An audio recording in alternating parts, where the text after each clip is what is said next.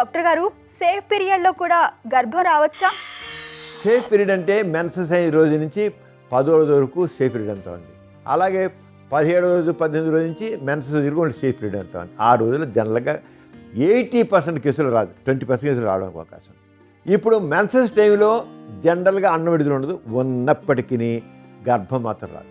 ఎందుకంటే పురుష వీర్యకణాలు వెళ్ళి అన్నంతో ఒకవేళ అన్నం విడుదలై ఉన్నా అన్నంతో కలిసినా అవి వచ్చి గర్భాశయంలో చేరాలి.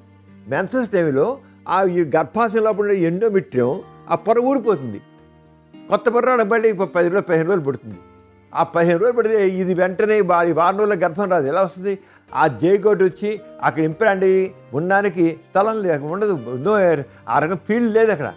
అంచేత మెన్సెస్ సమయంలో కలిసినా మెన్సెస్ సమయంలో వాళ్ళు సెక్స్ చేసినా కడుపు రాదు.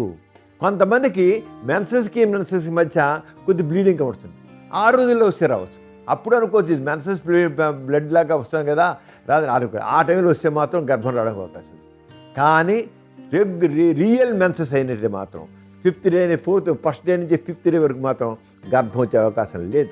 5 రోజులు అయిన తర్వాత మాత్రం అప్పుడు చూస్తే రావడానికి అన్నం విడుదలైతే వీరికణాలు కలిస్తే ఆ జేగోడ్ వచ్చి ఆ బ్లాస్టోసిల్ అవి అక్కడ వచ్చి ఇంప్లాంట్ అయ్యి దాంతో అవడానికి అప్పుడు ఎంబ్రియో డెవలప్ అవడానికి ఎంబ్రియో ఇంకా ఫీటస్లా డెవలప్ అవడానికి అవకాశం ఉంది. చూశారు కదండి ఇవాల్టి సుఖజీవనం కార్యక్రమం. మీకు కూడా లైంగిక సమస్యలు కానీ సంతానలేమి సమస్యలు ఏమైనా ఉంటే మీ సమస్యలను వాట్సాప్ ద్వారా పంపొచ్చు.